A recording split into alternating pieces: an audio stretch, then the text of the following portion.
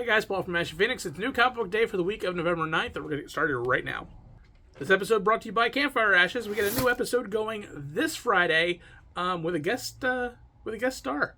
So you have to come and check out and find out who that is. And yeah. Hey guys, Tim from Team Ashen, the comic book store, Capes and Scowls, and Paul and Tim do a thing. Let's talk about these trades. I've got Hellboy, Weird Tales. This is a just wild mix of stuff. There's all kinds of stuff in this one. So if you just want a bunch of Hellboy, it's one of the better ones. We got Godzilla versus Mighty Morphin Power Rangers, collected for the first time there. I love the art on those.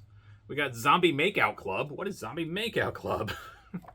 I don't know. I guess you got to make out with zombies. X-Men First Class Road Trips. This is 2007 First Class, in case you're wondering. Black Panther Volume 2. This is the 2021 run. Is this already getting a new one? Or no, he's got a mini this week. I can't keep up with it. Fantastic Four Volume 11. Look at you, Marvel. Will you look at you? This is the tie-in issues to Reckoning War. It's Lonely at the Center of the Earth. This book was not supposed to exist. We got Star Wars, The Mandalorian. This is Season 1, Part 1. So there'll be one more of that to complete Season 1 of the show. Mighty Morphin, Volume 5. Still going strong. We've got Diana and Nubia, Princesses of the Amazons. This is, we've reviewed the first one of this. It was very cute, so I'd imagine this is also pretty cool. Catwoman, Volume 1, somehow. Collecting issues 39 to 44. Hey, why not, right? We've got Wonder Girl, Homecoming hardcover, which covers a lot of her. It actually has all her first stuff in it, so that's good. So that's how you jump into her if you like. We got Hellboy and the BPRD, the return of Effie Kolb and others. Really cool art on this one. Bunch of short stories. Bunch of different artists too. Really cool. And finally, we got Scotty Young's Twig, which most people really liked and enjoyed. Paul, you enjoyed Twig, right? Yeah, it was a really good book. Yeah, Scotty Young, pretty good. First up, we have Dark Ride issue number 2. This is getting weirder. It's getting creepy and getting weird. This, while it does continue the story, answers no questions. It does present you with many more questions as to what's going on as the brother and sister combo continue to very, very much clash with each other, and the far-reaching effects of Devilland and the just creepiness of the horror genre as it kind of leaks into every facet of somebody's life.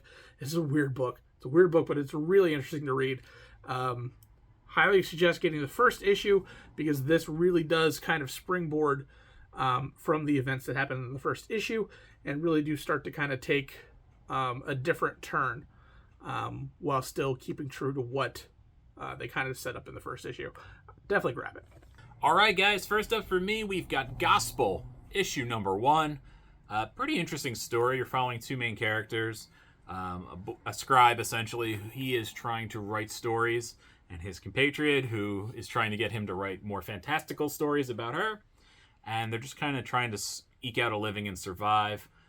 He has hopes of working with the church and just making pretty much a fair, honest living. She's a little more adventurous. She definitely will trash a place, and she's that kind of character.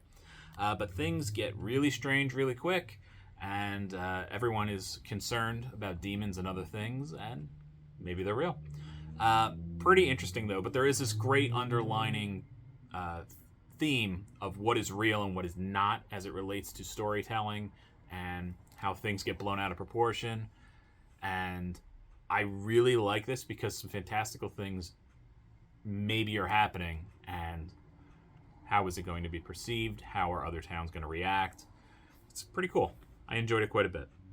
Interesting story, so check it out. What is my pick of the week? It is The Knight and the Lady of Play. It's one shot. So this is your whole story. Beautifully drawn book. Very interesting pacing. Sad book. You basically have a knight who is coming back from war, and he is trapped, and this is the story of that interaction between himself and the Lady of Play. And it's really great storytelling, really good storytelling. The art is absolutely beautiful, and for a one-shot, you really do get an idea of the characters, and they're able to be fleshed out in a very, very short time. And yeah, it's so good. If you need a one-shot, if you're just looking for a one and done, this is definitely that book. I would definitely go and check out some of the other stuff, because this is a prolific author. He's been doing a lot of stuff for a lot of years, which I didn't know until I picked up the book.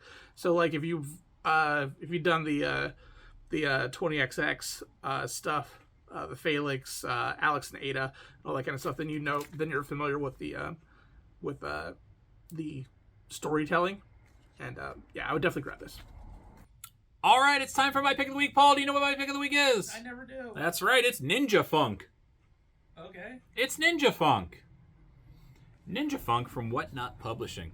This is one of the weirdest things I've read in a long time. Basically, there's a kid with a TV for a head, another guy that has like cybernetic wolf parts, and there's a cat that I think has cyborg parts, and there's a lot of death and murder and music. They're trying to protect the last seed, and they are also trying to perform a concert that will create harmony for the universe. Very strange. But I do really, I really was like, I don't know anything about this. I love the cover. It's got a Mac cover on it. But there are QR codes for you to scan, which play songs that are appropriate to whatever event is going on. You know, if there's a big fight scene, there's some really aggressive, really good music in it. And there is a concert towards the end where they're performing, where they play a bunch of different songs. It's really good. I like how interactive it is. I would read more of this. I'm still kind of like, what the hell did I just read? But it was so much fun. I don't even know if Ninja Funk is a real band. Let me know if Ninja Funk's a real band. But the music was real, of course. But are they a real band, or is somebody just throwing stuff together? I know nothing. But I had a blast listening to the music, and just how it all kind of, the presentation was top notch. So if you want something different from your comics, it doesn't get much more different than this. So definitely check it out. I've been enjoying what Whatnot Publishing has been doing so far. So, Ninja Funk. All right, guys, that is it. Thank you for tuning in once again. Make sure you check out Campfire Ashes again this week. And that's about it. You know, life is normal.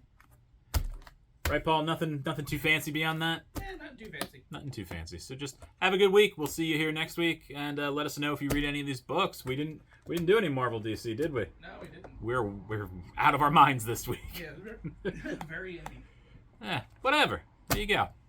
Bye.